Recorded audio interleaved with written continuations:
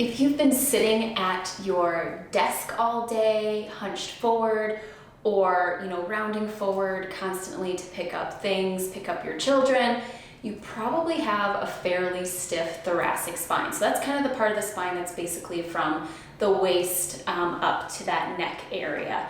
Another way to think of it too is somebody, if you're doing a golf swing, you need that good thoracic rotation to come all the way through so you can get a nice powerful swing. Same thing with tennis.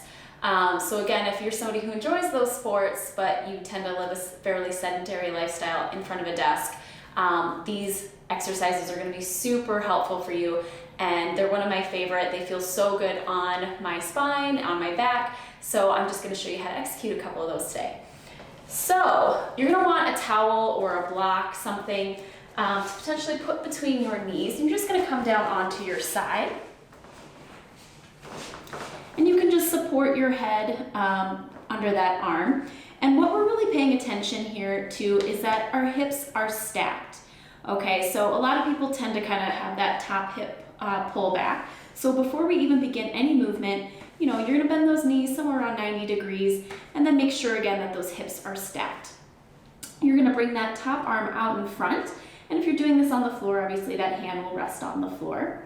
And you're just gonna inhale and reach forward. And you get that nice kind of stretch here in the serratus anterior, so you feel a little bit of stretch there. And then you're just gonna start to reach up and you're gonna follow your gaze back.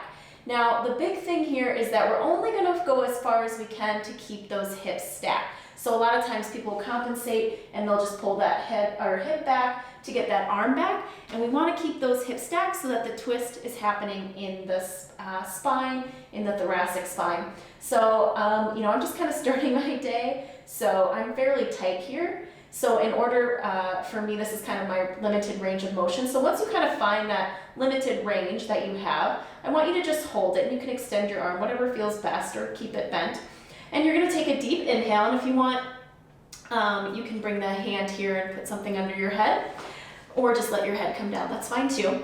And you're gonna take that deep inhale, feel that expansion into the ribs, exhale, and try to see if you can release a little further back. Again, deep inhale, paying attention those hips are stacked.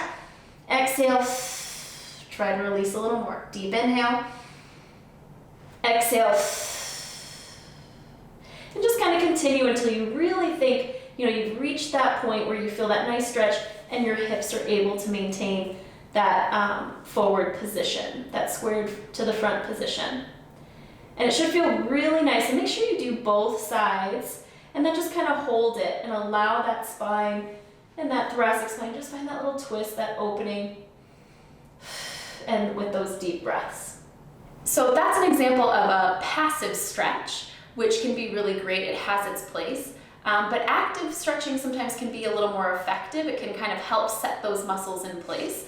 So I'm going to show you another option of that thoracic rotation in a more active stretch. So we're going to come to a quad position. You want to make sure that head is centered on the spine. Push the back of the head towards the ceiling. I was kind of trying to say, think of it like you're trying to give yourself a little bit of a double chin. You feel that lengthening in the neck.